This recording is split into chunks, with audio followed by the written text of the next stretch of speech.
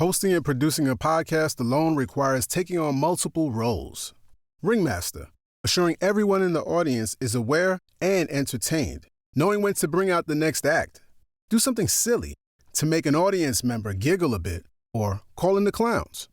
We juggle all sorts of responsibilities, walk a fine line when picking and choosing what to include or leave out of an episode. Hopefully, we make it look easy so others can simply enjoy themselves and walk away feeling informed, uplifted, encouraged, with a smile on their face. With that said, there's only one way to kick off this episode of our Flipping the Script on Audio Description season. Ladies and gentlemen, children of all ages, I'm Brian Velasquez from Omnium Circus.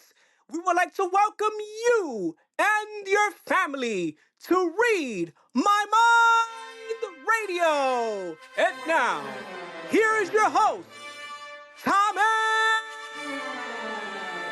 Reed. See, now that's how you do it, baby. Let's go. Read my mind. Read my mind. Radio. It was summer, 2023, and I'm at an event at the Lighthouse in New York City. It was my first time there. I was in conversation with someone when soon after, a young gentleman introduced himself to me. My name is Brian Velasquez. I am the outreach coordinator with Omnium, a bold new circus. He went on to tell me a little bit more about the circus, and I quickly realized I not only heard of them, but I wanted them on the podcast. They're a perfect fit. Omnium not only provides an accessible experience to the children of all ages, but many of the acts include disabled performers. Tell me a little bit about how you came to learn about and work with Omnium Circus. Growing up, I used to love going to the circus when I was little. But as with all things, I grew out of it. Long and behold, I start my first year of college. I've always wanted to be a Braille teacher. That was my mindset. Since I was around so many Braille teachers growing up. Soon after beginning his coursework in education, Brian realized he really wasn't interested in being a teacher. So he moved from the School of Education and discovered therapeutic recreation. Continued with that, worked with geriatrics, graduated with a degree in therapeutic rec in 2015. Brian then began working at Coney Island Hospital. I implemented a program with the residents where we learned about the loading and unloading of the Ringling Brothers and Barnum Bailey Circus train. So we watched the video on that, we did some threading, we answered questions, we discussed it, and a little spark started to form. It wasn't the first time Brian used the circus as a way to facilitate therapy in his work. I don't think he ever so-called grew out of his love for the circus. And why should he? Little by little, something begins to draw me back. I come across Lisa Lewis because I look up tickets to go to a Big Apple Circus in New York City, and I saw they needed a volunteer opportunity for Circus of the Senses. I was like, why not? Connected with Lisa B. Lewis, and the rest is history. My name is Lisa Lewis, and I am the founder and executive director of Omnium Circus. I am 5 foot tall. I have dark brown hair, relatively pale skin, red glasses.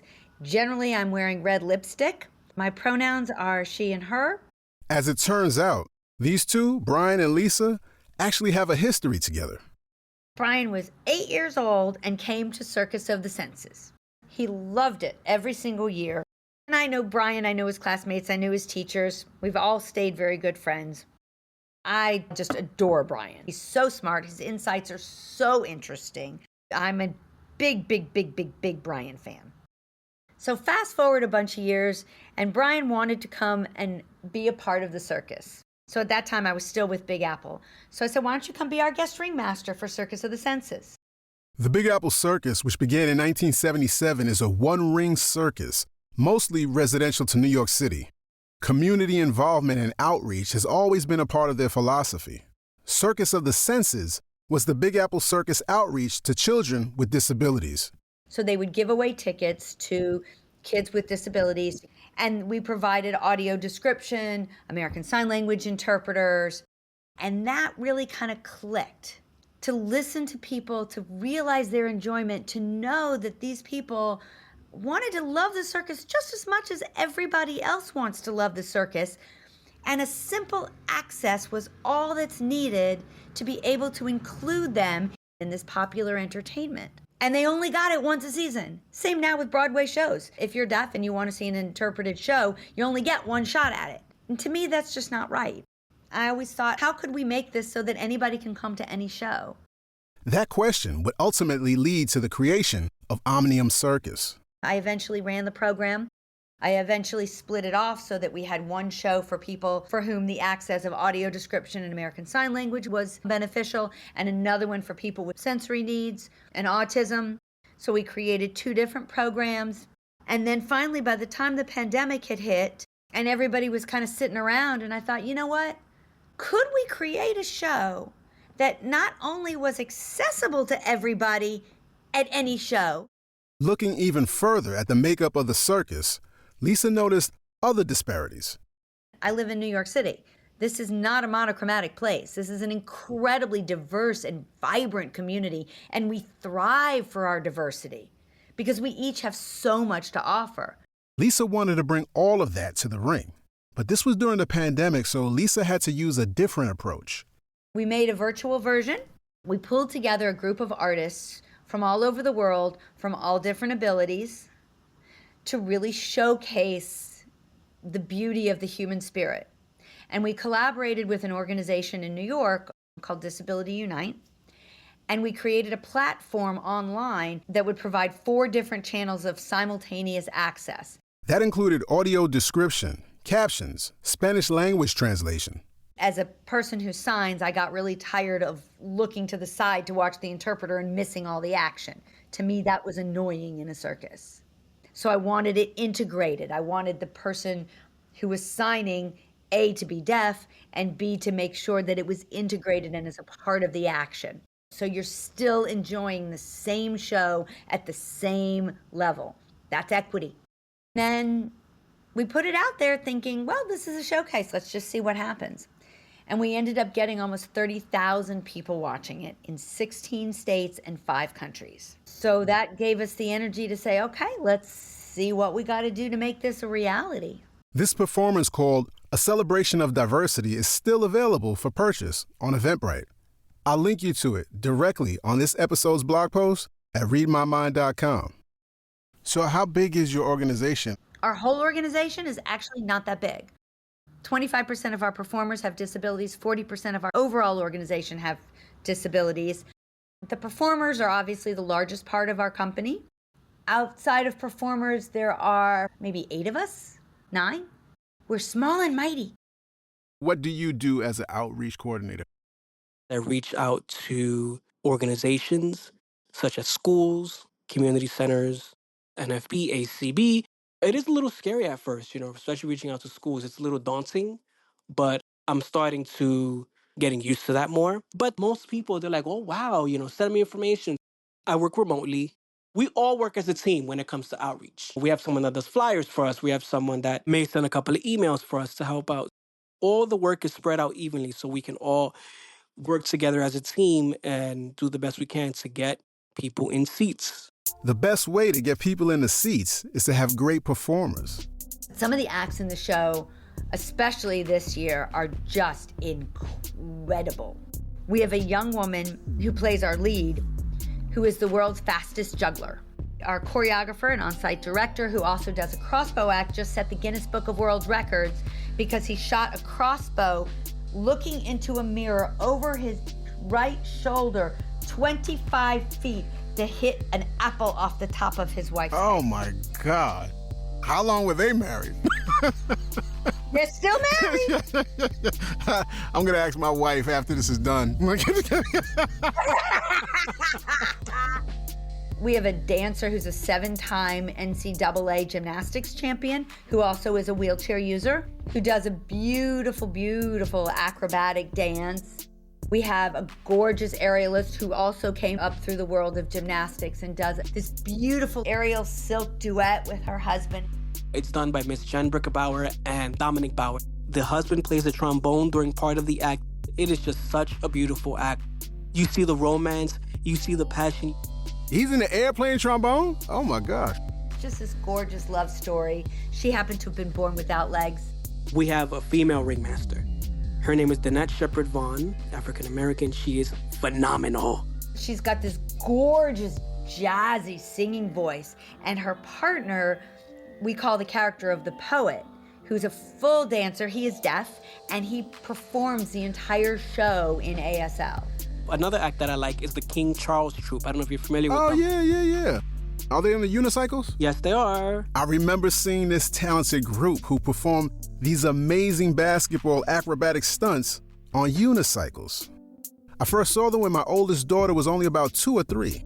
They performed at the Universal Soul Circus. We went twice, and during one performance, I actually got picked from the audience to go in the ring and dance with Rerun from the show What's Happening? You know, Raj, Dee, Dwayne, Shirley from the diner.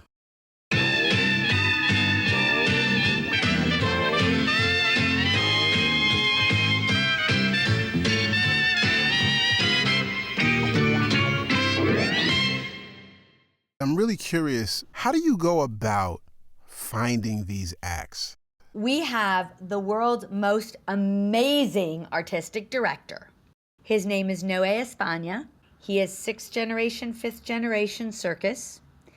His wife is 6th generation Circus. His kids are now 7th generation Circus, and they know everybody. Noe finds our acts, he creates the shows, he writes the shows, he puts everything together. He is a creative genius. And we take applications, although in all fairness, you gotta be good. You gotta be really good. Noe's picky. Yeah, so you just getting people walking off the street like, hey, I want to apply for the circus? Duh. I know that's not the case. Obviously, circus performers require a lot of skill that comes from years of practice and experience. Many begin perfecting their acts during childhood. Lisa's love for the circus also began as a child, but it wasn't until she attended college where she came across the opportunity to get involved. One of my roommates was trying to teach me how to juggle. I was a miserable failure. But I was in the theater department, and Ringling Brothers had just posted an audition for clown college. She goes, why don't you go try out this audition? At least maybe you'll learn to juggle. So I went to the audition, and I fell in love. I felt home. I felt like, yes, this is where I belong. And I applied, and I was one of 50 students out of a pool of over 2,000 that were accepted that particular year. And in 1986, I went to Ringling Brothers and Barnum and Bailey Circus Clown College, and my journey began. In addition to Clown College, Lisa did finish her degree and went on to get a master's in circus history. Circus is an art form and always has been an art form that can include so many people because it's not a language-based art form. It's not an intellect-based art form. It's a heart. It's a feeling. It's a visceral enjoyment. And so it can bring all kinds of communities together and has been since the beginning of time. That ability to bring people together made it an effective way to impact society. The electric light bulb was introduced in a circus because everyone was afraid of it. So the circus was the first to light with electric light bulbs to show everyone that that was okay. Barnum introduced the horseless carriage in a circus. Cars started becoming popular. So it's a really wonderful way of reaching large groups of people through a positive way. I love it for its ability to include, entertain, showcase the best of the best. It's like watching the Olympics. You see the best of the best, people who've spent their lives for generations dedicated to learning a specific art form. All bodies, any shapes, any sizes, anything. The amazing accomplishments of the human spirit. What's the relationship between freak shows and circus? I'm actually really glad you asked that question. So back in time, humanity was a lot less advanced. There were different water fountains. There were different bathrooms. We weren't real nice to each other, to say the least. And one of those not very nice things concerned persons with disabilities. They were thrown in institutions. They were drowned. They were killed. They were hidden away. They were not given respect as individuals. As awful as that sounds, Lisa makes a very real and practical point. So the freak show, quote unquote, at that time provided viable employment when people couldn't get jobs. No one would hire you if you had a disability. The circus provided employment. You could buy a house, you could raise your family. They had a job, they had a life, they had a community to become involved with. The circus created a very positive space within a very negative paradigm. So we're reclaiming the paradigm, but not showing people because of what makes them different than 75% of the world, but what makes them unique and special and their incredible talent and artistry to lift them up so that the world can see that we all are people, and inside each one of us is a beautiful gift, regardless of the body to which you are born or the skin you are in. Lisa went on to work for Ringling Brothers, freelanced as a clown, and ended up working in the Clown Care Unit, an outreach program of the Big Apple Circus. Clown Care clown doctors are specially selected professional performers who are trained to work in the sensitive hospital environment. Using minimal makeup, evocative costumes, juggling, comedy, magic, and music, these clown doctors help ease the stress of illness and aid in the patient's healing. In pairs, they make clown rounds, visiting children throughout the hospital from bedside to all sorts of patient encounters. Meet Lisa's former clown partner doctor, Liz Bolick. I go by she, her, hers pronouns. I am 6 feet tall with reddish-brown hair to my shoulders, a little bit curly. I have an oval face. I'm a Caucasian woman, kind of shapely. I'd worked with the Big Apple Circus for many, many years in New York City as a performer and as a clown doctor in the Clown Care Unit, working with their specialty programs with hospital clowning. And then I started doing pre-show for the Circus of the Senses. Lisa Lewis approached me because she took over running the Circus of the Senses and a lot of the special events for the Big Apple Circus, and asked me if I'd be interested in being an audio describer. And I said, sure, that sounds cool. How do you do that? Oh, my goodness. So I used to go to the New York hospital. I was older, but I still had to go to the same clinic sometimes. I used to love the clowns. I used to have such a good time. I was an adult. I was a grown-ass man. And I would just sit there, and the clowns and I would connect because I'm hysterical. And they're like, this is the only person who really seems to be enjoying this. He's going to play with me. Yeah. Yeah, I was at New York Hospital from the very beginning of that program. I was in New York for 20 years doing it. At New York Hospital, Columbia Presbyterian. Yeah. Then I went out to Einstein. In the Bronx? Montefiore. Yeah. Dr. Sneakers. That was me. Wow. Okay. And so you probably saw me playing. I always had crazy high-top sequin sneakers on. That's how kids remembered me, by my shoes. Wow. And I did juggling and humor. And there were always 2 or 3 of us. And we worked at Sloan Kettering, too, across the street. Yeah. I would look forward to go just to see the clowns. Well, it makes me happy that we made a difference in those moments for you, right? Oh, absolutely. I think for other parents, too, it was just like a little levity. It was really nice. It's a break for the staff, too. Sometimes a little joy breaks people out of their sorrow or their stress for 5 seconds, and it makes a difference. So I'm blessed to have done it. To continue providing access to joy, Lisa signed Liz up for a 2-week audio description course at the Theater Development Fund. In addition to AD training, TDF offers accessibility programs that provide a membership service for theatergoers with disabilities that requires a form of access including wheelchair seating, captions, ASL, and audio description. You can check them out at tdf.org. I found it fascinating. And then one day she said, all right, jump in. I said, you mean today? Just like making clown doctor rounds, at Omnium, audio description is done in pairs. Liz was paired with Carl Anthony Tremone. I was absolutely nervous, but she had Carl there as the audio describer, who's brilliant and has done this for years and years and years. And she said, just jump in and work with Carl. And it was one of the best things I ever did.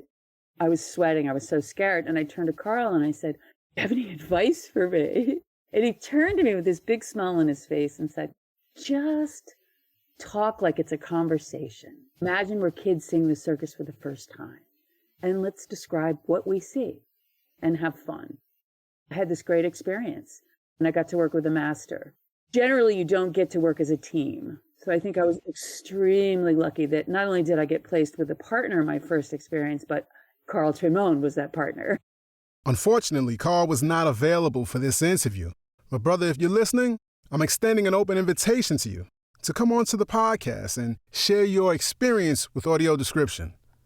Although Liz was new to AD, the skills she gained as a clown doctor were perfect for describing the live circus. It makes you very present and you have to be in the moment. And there's nothing more in the moment than audio description. Being prepared to respond quickly to something unexpected is crucial in live description. However, there's still a lot of preparation that goes into the role. I'm somebody that likes a lot of rehearsal and likes to feel really prepared. I'm usually over-prepared. I get to know the acts, the individual acts. I like to look up their websites, know what skills they're doing, what's a history of their family, how do you pronounce their name. If they're doing a Diablo act, what's the history of that Diablo? That's a Chinese yo-yo. I'll watch YouTube videos of how to do Diablo, and it'll give me all these terms. Those unfamiliar with the process of AD are surprised by the amount of research and preparation required to write effective description, even when it appears to be spontaneous. And of course, whenever possible, go to the source. Like to speak to the artist directly if I can. I'm lucky because I've been part of Circus for so many years that I understand a lot of the acts. What is a seer reel? What is a hula hoop act? What are the aerialists? What's a tightrope? What's a high wire? I know a lot of what these acts are, but describing them to someone who's never seen them was the trick. So I needed to increase my vocabulary, but also make it down to earth, simplistic, and really describe what the actual physical movements of the body and the person are, not necessarily technical terms. It's like preparing for a role in the theater and then you have to throw it away and be in the moment. Liz, who is also a costume designer and producer, brings all of that, plus her extensive knowledge and experience as a circus performer, to AD. The combination of her and Carl, who she says is great at describing the technical, enables her to sprinkle in interesting facts about other details. I can talk about the sparkling outfits and what they're made of. I can talk about the top hats and the colors of the lights changing, and from a design point of view, a costume point of view. And you don't always have time for all of that, so I also do a big prep. I also have quite a bit of pre-show available that I rewrite in advance so that kids come 15 minutes early, and if technically you have time in the theater, I can give a lot of background on each and every act or the biggest moments, including costumes and descriptions of the people in the show that you may not have time for in the moment, because circus happens really fast. This sounds like the approach heard in sports. Play-by-play commentator paired with another who provides interesting facts and adds color to the broadcast.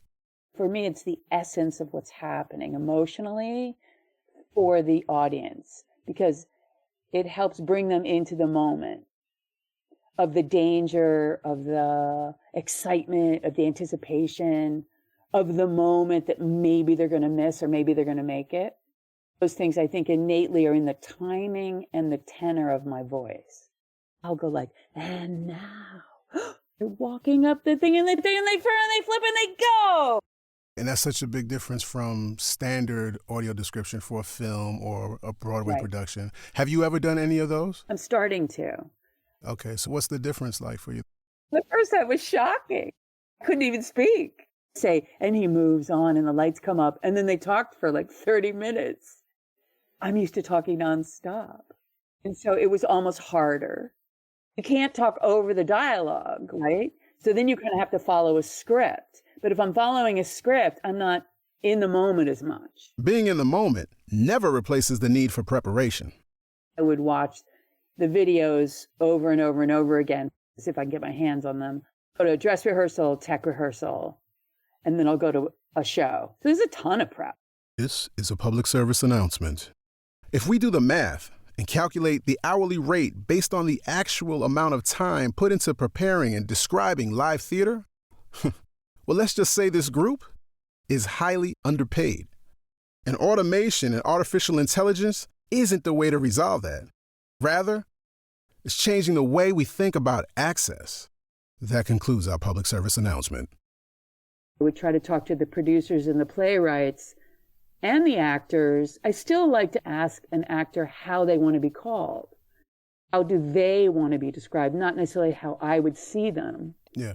But different people from all races and all cultures want to be described differently. Is it easier within the circus to get access than in Broadway or off-Broadway plays? It's easier for me in the circus because generally, like Omnium, I've been with them for so many years. I know a lot of the people. These are my friends. And I'm doing one show for a whole season. Outside of Omnium, Liz doesn't always have the opportunity or permission to directly speak with the performers, but Liz is spunky. She was a clown after all. I'll just show up and worm my way in being sweet and funny. While they're off stage and go, hey, I'm the audio describer. And kindness goes a long way. And I think most people feel happy that you're asking, that you care. The circus, it's a combination of usually probably parents and children. Who are you describing for in your mind? More like family audiences. The good thing about the circus is that anyone in that room feels like they're 5 years old, first of all. But you can't talk down to people, and especially children. Like, children are a lot smarter and hipper than you think. So even when I'm working with a 2-year-old, I'm not treating them like a baby. Fun, energetic, but not too super technical. Do you have any favorite acts that stick out to you that you really like to describe? Well, I love to describe the clown acts because I'm a clown myself. So I love to describe the comic timing. I like to add narrative to a silent comedy routine because I'm a silent comedian, physical comedian. What type of things are you describing? Facial expressions.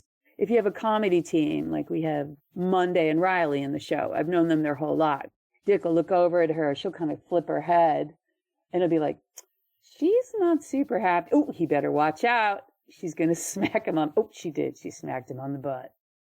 Oh, she better not do that again. Oh, there they go. And they're back. There's like silly beats that happen. With two describers, Liz and Carl can bounce off one another to really bring out the emotion of what's taking place visually. He'll be like, oh, no, he didn't. I go, oh, yes, he did. We get into like a comedy routine about it. We'll do it together. We have a pretty good trading off, back and forth repartee that goes on. And it just happens naturally. We're lucky because we can both improvise really well. He's a great actor, singer, dancer, director. So we're both good at improvising, and I think we're both aware of each other's strengths, I would say. Plus, we would do the same show over and over, especially at the very beginning. We did the same show like for an entire season. So then you have your rhythm and beats, and we're kind of rehearsed in a way. We kind of know each other's parts a little bit. That's like a show within the show, it sounds like. The circus is about 2 hours with a 15-minute intermission. I can imagine it really helps to have multiple describers working together.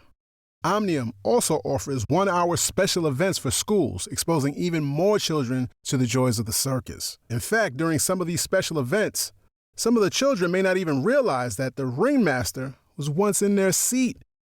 Ladies and gentlemen, woof, my neighbors are probably like, what the heck is he doing? I've been really learning about circus.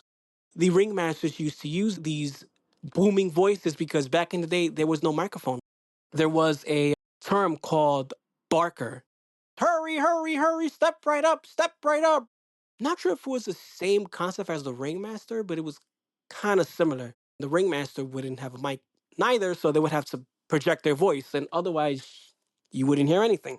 So that's why there's been a tradition of keeping those big, loud, heavy-duty voice commands. That's right. Brian has served as ringmaster during some of these events, which sometimes offer open audio description. Do you listen to the audio description while you're ringmastering? Oh my goodness, it's a good question. For the event we had, there was open audio description so everybody could hear it. I was able to follow through with the audio description cues. That helped me immensely when it came to, okay, it's time for me to say this, or okay, I'm going to do this now. It's always important to remind folks that access is not just about consumption. Disabled folks are not only participants, but we're makers of art, content, technology, accessibility, and more. Removing this perspective from the conversation continues to leave us out of all sorts of spaces.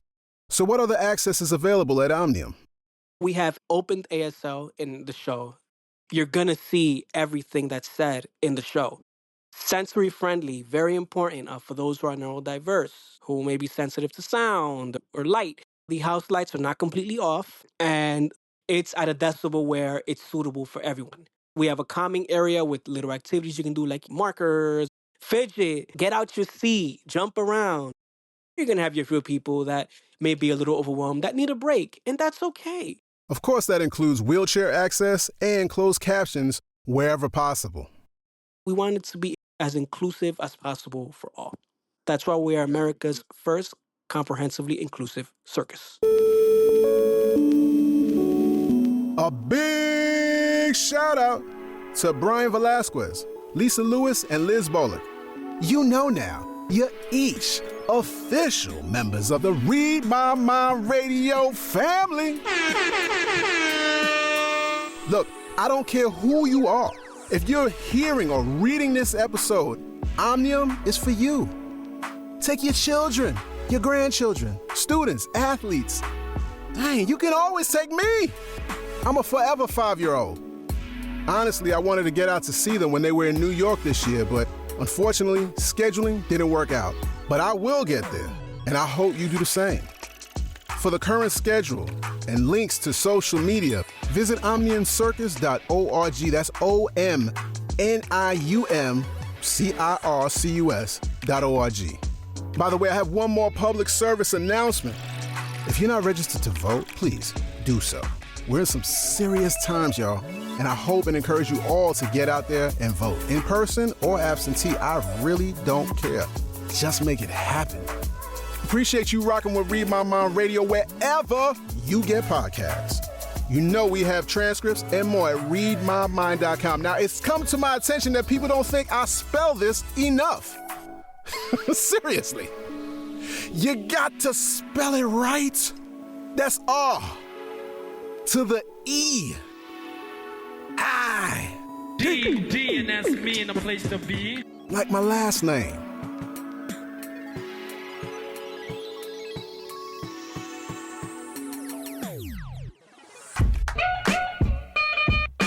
Peace.